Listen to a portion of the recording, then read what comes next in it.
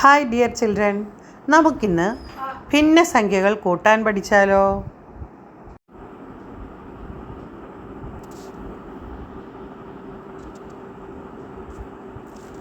My lovely maths. ഇന്ന് ഭിന്നസംഖ്യകൾ കൂട്ടാൻ പഠിക്കാം.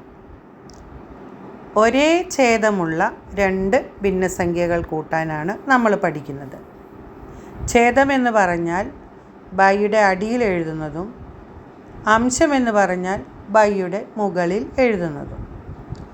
അപ്പോൾ ഛേദവും അംശവും എന്താണെന്ന് മനസ്സിലായല്ലോ. അപ്പോൾ ഒരേ ഛേദമുള്ള രണ്ട് ഭിന്നസംഖ്യകൾ കൂട്ടുന്നത് എങ്ങനെ എന്ന് നമുക്ക് പഠിക്കാം. ഇത് കുട്ടികൾക്ക് എല്ലാവർക്കും ആവശ്യമുള്ളൊരു ടോപ്പിക്കാണ്. കൂടാതെ PSC മുതലായ മത്സര പരീക്ഷയ്ക്ക് പങ്കെടുക്കുന്നവർക്കും ആവശ്യമാണ്. 7/11 + 2/11 എന്ന ഭിന്നങ്ങൾ പരിഗണിക്കുക. അവ എങ്ങനെ കൂട്ടുന്നു എന്ന് നോക്കാം. Are the denominators equal or not? Denominators എന്നാൽ ഛേദം. ഈക്വൽ ആണോ, തുല്യമാണോ, അല്ലയോ? തുല്യമാണ്, ഈക്വലാണ്. 11 രണ്ട് ഡിനോമിനേറ്റേഴ്സും. So, add the numbers and write the same denominator. Add the numerators, not numbers. Add the numerators first. So, numerators are അല്ലെങ്കിൽ അംശങ്ങൾ 7ഉം 2ഉമാണ്. അത് ആഡ് ചെയ്യൂ, അത് കൂട്ടൂ. 7ഉം 2ഉം 9. By write the same denominator. Same denominator is 11.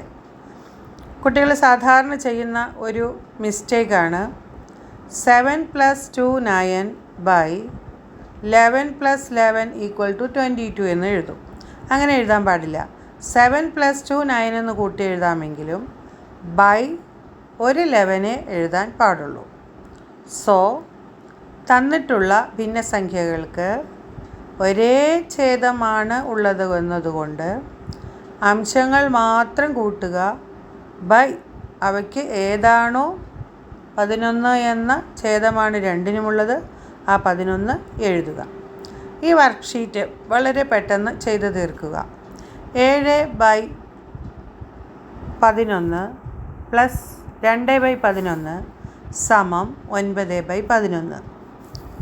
അടുത്ത ചോദ്യങ്ങളും അതേപോലെ ചെയ്യുക. 2/7 + 6/7 = 8/7. അടുത്ത ക്വസ്റ്റ്യൻ 1/4 + 1/4 = 2/4. 11/12 + 11/12 = 22/12. നോക്കൂ, ഇവയെല്ലാം നമ്മൾ അതേ ഛേദം എഴുതുകയാണ്. ഒരിക്കലും ആ ഛേദങ്ങളെ നമ്മൾ കൂട്ടുന്നില്ല. എപ്പോഴും വരുന്ന മിസ്റ്റേക്ക് അംശങ്ങളെയും കൂട്ടും ഛേദങ്ങളെയും കൂട്ടും. സാധാരണ ഇൻറ്റിജേഴ്സ് അല്ലെങ്കിൽ പൂർണ്ണസംഖ്യകൾ കൂട്ടുകയെന്നത് പോലെ അല്ല ഭിന്നസംഖ്യകൾ കൂട്ടുന്നത്. അതിന് കൃത്യമായ നിയമങ്ങളുണ്ട്. ഇപ്പം നമ്മൾ ഈ എപ്പിസോഡിൽ പറയുന്നത് ഛേദങ്ങൾ തുല്യമായാൽ എങ്ങനെ കൂട്ടണമെന്നാണ്. ഈ വർക്ക്ഷീറ്റ് കംപ്ലീറ്റ് ചെയ്യുക. Thank you.